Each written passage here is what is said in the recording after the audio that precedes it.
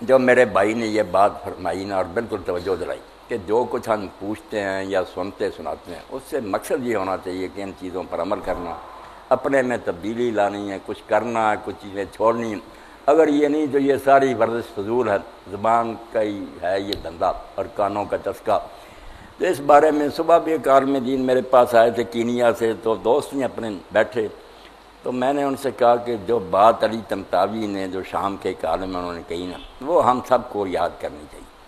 انہوں نے ایک حکایت کے پیرائے میں سمجھایا کہ اب امت کر کیا رہی ہے، اس لیے کچھ نہیں نتیجہ نکلتا، دعائیں ہو رہی ہیں، امام کعبہ رو رہے ہیں، کوئی اللہ نہیں سنتا۔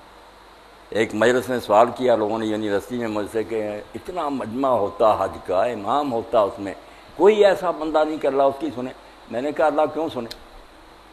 اللہ کو کیا پڑی آپ کی پارٹی بنے؟ آپ اللہ کا کیا کرتے ہیں؟ رونے سے اللہ کیوں سنے گا؟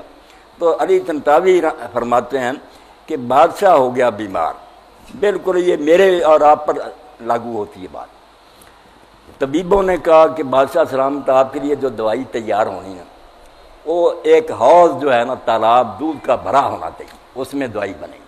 اس نے ایک حوض بنوایا اور اعلان کر دیا کہ سب شہر کے لوگ جائیں اور ہر آدمی ایک ایک گلاس دودھ کا اس میں ڈالتا ہے، میں صبح بھرا ہوا دیکھوں گا حوض۔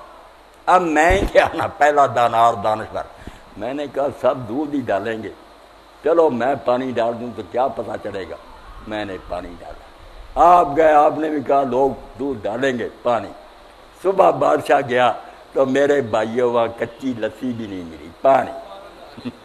کام ہمارا یہ ہے کہ پانی دودھ کوئی نہیں ڈالتا، کرتا کراتا کوئی نہیں، نہ عالم کرتے ہیں نہ عوام کرتے ہیں۔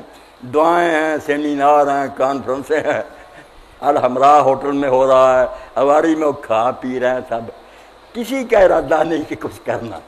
بھئی آپ نے سنا کہ یہ کام کرو، شروع کرو، جن چیزوں سے روکا گیا وہ چھوڑ دو، توبہ کرو، تو کوئی فائدہ ہوگا نا کہ اس جمعہ میں کوئی۔ حضرت سیدنا عبداللہ بن مسعود رضی اللہ عنہ فرماتے ہیں کہ ہم جب سید عالم سرور کائنات حضرت محمد رسول اللہ سے قرآن پڑھتے تھے تو 10 آیتیں اگر پڑھتے تھے نا آگے سبق نہیں ہوتا تھا، 10 آیتوں میں جو کچھ آیا تھا نا کہ یہ کرو وہ سارے کام شروع کر دیتے تھے، جن سے روکا گیا تھا رک جاتے، جب اس پر عمل پورا ہو جاتا تھا نا پھر اگلی 10 آیتیں شروع ہوتی۔ جب قرآن پورا ہوتا تھا تو علم بھی مکمل ساتھ ہی عمل بھی مکمل۔ لوگ جو تھے نا وہ قرآن بن چکے ہوتے تھے، قرآن کتاب ہوتا تھا، یہ چلتے پھرتے قرآن ہوتے تھے، جن کا اٹھنا بیٹھنا بولنا چلنا قرآن کے سانچے میں۔ اب جب یہ کام نہیں ہوتا، یہ راز کسی کو نہیں معلوم کہ مومن قاری نظر آتا ہے حقیقت میں ہے قرآن۔ قرآن تو ایک کتاب ہے، وہ میری اور آپ کی شکل میں ڈھل جائے کہ لوگ آواز سنیں، کہا قولوا للناس حسنا، لوگوں سے اچھی بات کا، اگر سلوک کرے فرمایا ایسی طریقے سے پیش آ کہ گردن اکڑی ہوئی نہ۔ قرآن کہتا جاتا ہے وہ بنتے جائیں، لوگ آپ کو دیکھیں تو پھر جیسے ام المومنین سیدہ عائشہ رضی اللہ عنہ فرماتی ہیں کیسی بات ہے، اللہ کے رسول کی اس سے زیادہ کوئی تعریف نہیں، آپ ہزاروں نعتیں بیان کریں کچھ بھی نہیں، ایک ہی جملہ کافی ہے۔ آدمی نے پوچھا کہ ام المومنین رسول اللہ کا کردار کیا تھا، کیا اخلاق تھے آپ کے، چال چل کیریکٹر کیا تھا؟ کہا تم نے قرآن پڑھا؟ اس نے کہا ہاں پڑھا۔ تو ام المومنین رضی اللہ تعالیٰ نے فرمایا کانا خلقہ القرآن، جو قرآن میں بیان ہوا نا یہ سارا حضور کا کردار تھا۔ رسول اللہ کو دیکھ لو چلتا پھرتا قرآن تھا، قرآن پڑھ لو یہ لکھا ہوا محمد تھا، جو آپ میں تھا اس میں بیان ہوا۔ اسی لیے مولانا ابوالکلام آزاد رحمۃ اللہ علیہ فرماتے ہیں ہم قرآن پڑھتے ہیں، اس میں قصے بھی آتے ہیں، مسائل بھی آتے ہیں، کہانیاں بھی آتی ہیں۔ آدم علیہ السلام سے لے کر ہم اپنے زمانے تک پڑھتے ہیں، وہ کہتے ہیں نام بدلا ہوا پردہ، وہ بات اصل میں محمد کی ہو رہی ہوتی صلی اللہ علیہ وسلم، سارا قصہ تو آپ کا ہی ہوتا، آپ پر وہی گزری جو نوح علیہ السلام پر گزری، جو موسیٰ علیہ السلام پر۔ اس لیے قرآن کے مطابق ڈلے۔ بالکل ٹھیک کہا بھائی نے کہ بدلنا نہیں اگر تو یہ سارا کاروبار بیکار ہے، فضول ورزش ہے، کوئی نفع نہیں ہوگا، اللہ کے ہاں کوئی اجر نہیں ملے گا۔ باقی جو ہے نا کہ ایک آدمی کس طرح گزارا کرے، تو پہلے بھی بات ہوئی کہ اللہ کا اصول اگر پوری جماعت، فرد کا معاملہ لگا، ایک آدمی تو تنہا تو رسول اللہ کے زمانے میں بھی تنگ ہو سکتا تھا، مگر اگر پوری جماعت انقلاب لے آئے نا، حکمران نیک ہو جائے، ملک کا دستور قرآن و سنت ہو جائے، امیر لوگ نے سمجھ لے کہ ہمارے مال ہمارے نہیں ہیں، امانت ہے، اور ہمارے بھائی جو تنگ رخصت ہے ان کا حق ہے، ان تک ہم نے پہنچانا، احسان نہیں، اپنی ضرورت سے جو زائد ہے ان کا ہے، یہ ڈیو ہے ان کا، اگر ہم نے نہ دیا تو جیسے قرضہ دبانے والا مجرم ہے، ہم اس طرح کے مجرم ہوں گے۔ تو وہاں ایسے لوگ پیدا ہو جائیں گے کہ پھر معاشرے میں کوئی شخص نہیں مرے گا۔ کس درینجہ محتاج نے دین جہاں آ جاتا وہاں کوئی آدمی محتاج نہیں ہوگا، اس کی ضرورت گھر بیٹھے لوگ آ کر پوری کرتے ہیں۔ باقی جو ہیں حالات، سارا نظام بگڑا ہوا، یہاں قرآن مجید کی رہنمائی مدد کرتی ہے۔ ایسے زمانوں میں پیغمبر ہوئے کہ حکومت کفار کی تھی، یہ انقلاب نہیں لا سکے، وہاں پھر قرآن مجید نے کہا کہ بندہ مومن جو نا اس کو دین میں عقیدہ تقدیر پر ایمان رکھنا چاہیے کہ جو کچھ ہو رہا ہے نا اللہ کی نگاہ میں ہے، اللہ تو اس سے بے خبر نہیں ہے، وہ تیرے حالات کو جانتا ہے۔ اگر مشکلات میں تو مبتلا ہے نا تو یہ چند روزہ زندگی حوصلے اور صبر سے گزار، اپنی عزت آبرو نہ برباد کرنا۔ غیرت ہے بڑی چیز جہان تگ و دو میں، ایک کنگال بھی نہ ہو مگر خوددار ہو، کسی کے سامنے ہاتھ نہیں پھیلاتا۔ غیرت ہے بڑی چیز جہان تگ و دو میں، پہناتی ہے درویش کو تاج سرے دارا۔ ایک کنگال بھی بادشاہوں سے بڑھ سکتا ہے، جھکتا نہیں۔ ایک امیر ہو کر بھی کتے کی طرح ان کے پاؤں چاٹتا پھرے گا، وہ محتاج سمجھتا ہے۔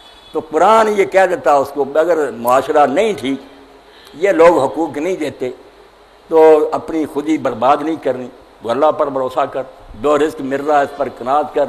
اور تنگی بھی ہے تو میں آپ کے سامنے خواجہ نظام الدین اولیاء رحمۃ اللہ علیہ کا حوالہ دوں گا، دہلی میں ان کی بارگاہ محبوب الہی، تو بہت بڑے ولی، تو بادشاہوں کا بھی زمانہ تھا، بڑے بڑے بادشاہ چاہتے تھے کہ ہم سے کوئی یہ لیں، آپ نے کبھی نہیں ان سے کچھ مانگا۔ اور گھر میں حال یہ تھا، کبھی فاقہ ہو جاتا، کبھی روٹی ہوتی۔ اماں کی عبارت بہت ہو گئے تو گھر میں حضرت خواجہ نظام الدین رحمۃ اللہ علیہ آتے تو جس دن فاقہ ہوتا نا، اماں کا ایک محاورہ تھا، اس دن کہہ دیتے نظام الدین امروز مہمان خدا ہستیں، آج ہم خدا کے مہمان۔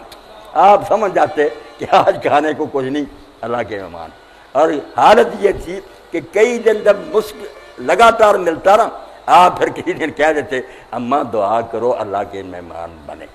یہ ایمان جب پیدا ہو جاتا نا، غریب رہ کر بھی آدمی پریشان نہیں ہوتا۔ اور اگر لاکھوں کروڑوں بھی آپ کے پاس آ جائے ذرا قارون بن جائے آپ، اگر یہ قناعت نہیں، اللہ پر بھروسہ نہیں، تو یقین جانے یہی ڈپریشن اور بیماریاں اور پریشانیاں جان نہیں چھوڑیں۔ یہ اندر ہے راج کہ آدمی سمجھے کہ میرا رزق اللہ کے ہاتھ میں، کوشش کرے پوری، اور مل جل کر معاشرے کو تبدیل کرنے کے لیے جہاد بھی کریں، بیٹھ نہ جائیں، سمجھیں کہ یہ ظالم تو دولت پر ہے نا قابض، یہ ہماری قسمت میں نہیں لکھا بھوکا، یہ ظالم نہیں صحیح بانٹ رہے۔